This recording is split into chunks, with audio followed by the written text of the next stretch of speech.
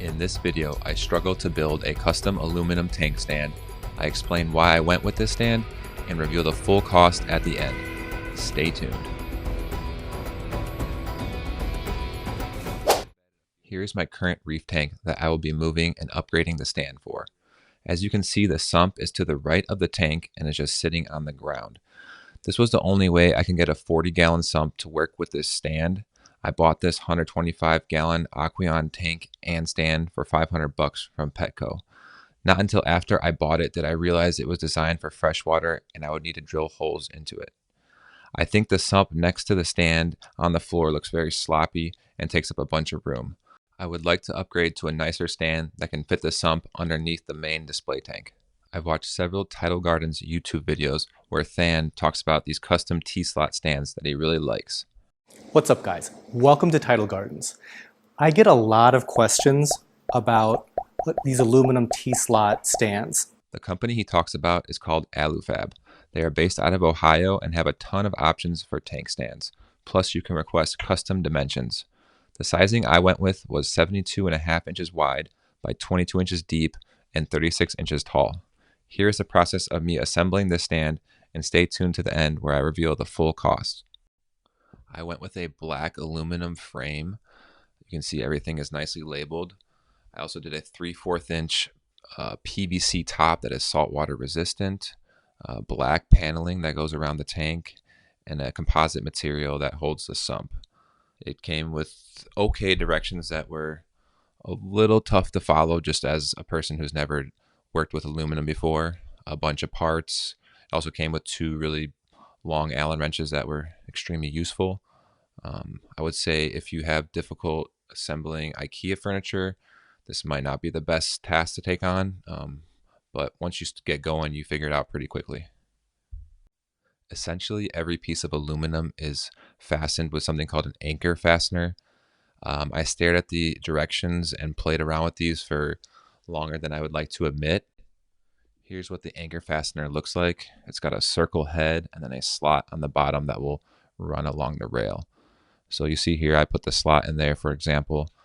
I found it much easier to put the slot down the rail like this and then add the connecting piece afterwards.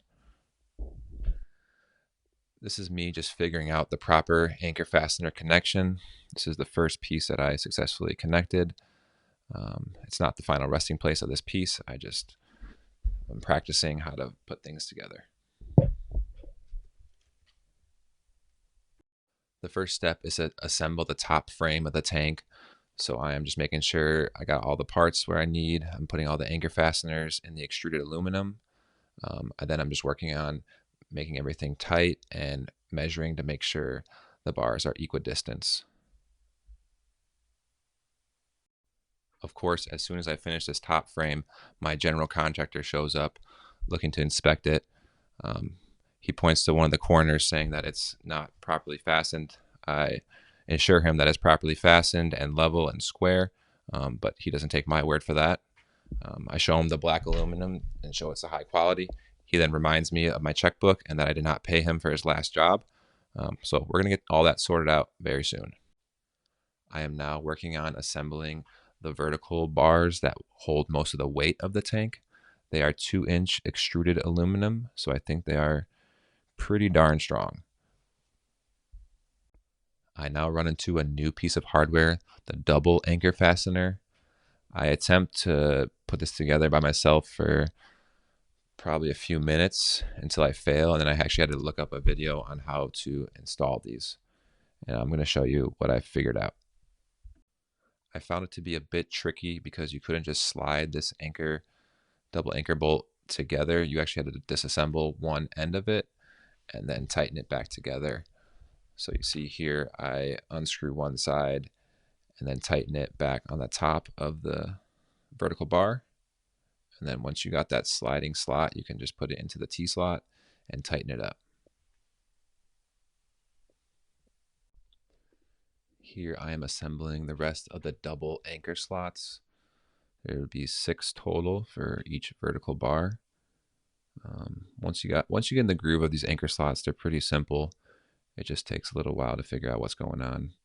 And now here I'm building the bottom frame. It's kind of a little different than the top. It's two different pieces, and then I'm going to sliding in from the top.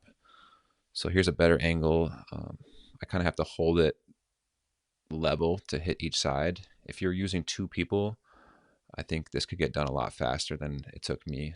I think total this took me about 3 hours to assemble everything, which I I think could be done a lot faster if you know what you're doing and have two people.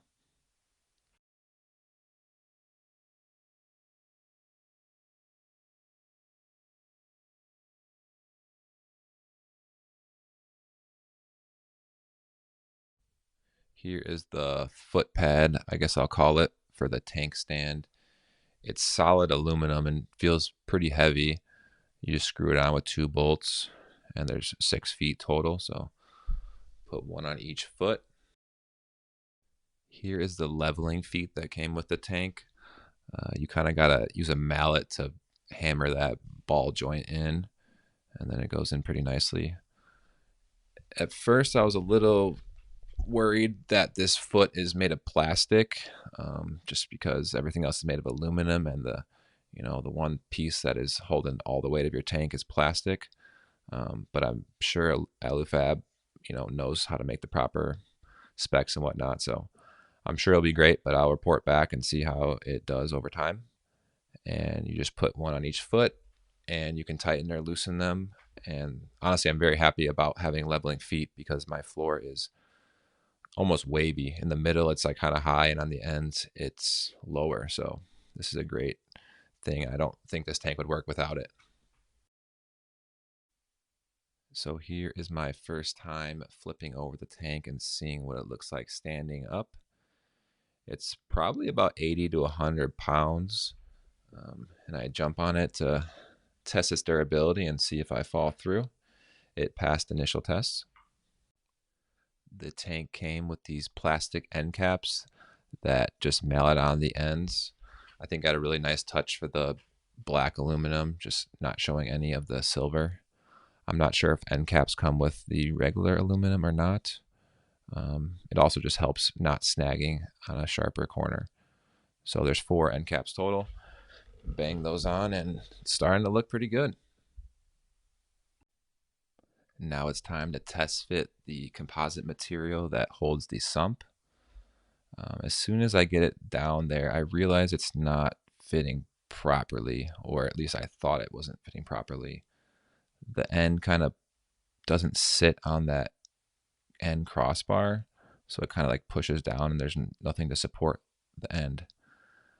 So I flip over the tank and think the solution is moving this crossbar from the outside of the 2-inch T-slot to the inside of the 2-inch T-slot.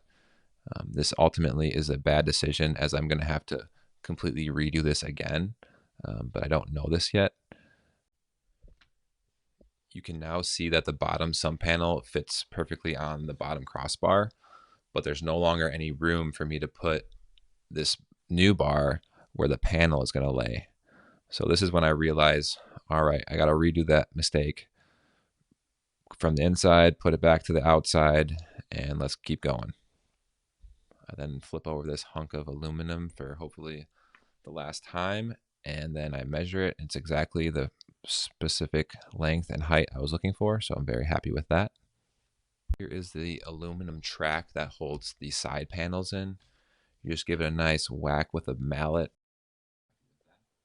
Here are the end aluminum brackets that the bottom panel for the sump will sit on. This is what caused the confusion. I didn't realize that hardware bit existed, and now everything fits perfectly. And here I am assembling the magnetic bracket for the acrylic panels. I found this part to be the most frustrating. Those little inserts would just keep falling down, and I have to keep fishing them out. Eventually, I kind of found a system that worked best for me, but you got to assemble 8 total, and they did take a lot more time than I was expecting. I was really excited to pull the plastic off this acrylic panel. I thought it would be some nice ASMR vibes, but it ended up sounding like this.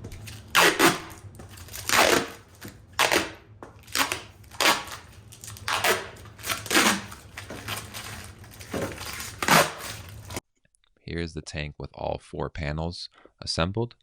It's a pretty nice black look, kind of glossy.